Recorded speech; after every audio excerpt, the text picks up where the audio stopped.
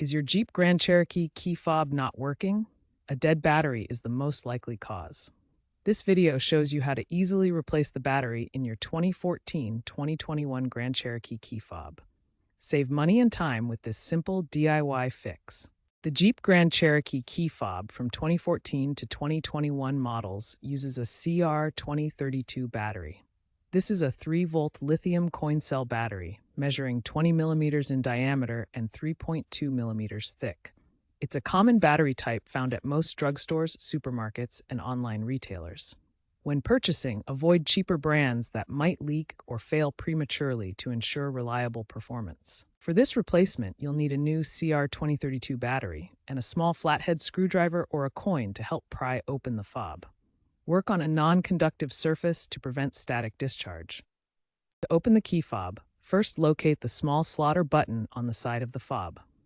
Use a flathead screwdriver or coin to gently press the release and pry the two halves apart.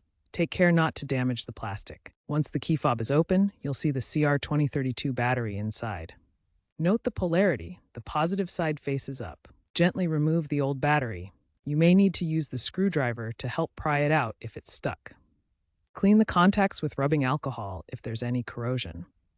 Take the new CR2032 battery and insert it into the holder with the positive side, marked with plus signs, facing up.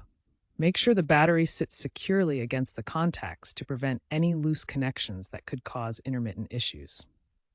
Snap the two halves of the key fob back together until you hear a click. Test the key fob functions immediately to ensure the new battery is working. If the key fob still doesn't work after replacement, first double-check the battery polarity to ensure the positive side is facing up and verify the battery makes good contact. Clean any corrosion from the contacts if needed. Battery life typically lasts 1 to 2 years, but extreme temperatures, especially cold or heat, can shorten this lifespan. Always store fobs in moderate conditions when possible. Use high-quality CR2032 batteries like Duracell to avoid premature failure from cheap knockoffs. Work on a non-conductive surface to prevent static discharge and separate the metal key from the fob if present. If problems continue despite correct installation, consult your Jeep owner's manual or a qualified technician. In rare cases, you may need to reprogram the fob by cycling the vehicle's ignition 3 times.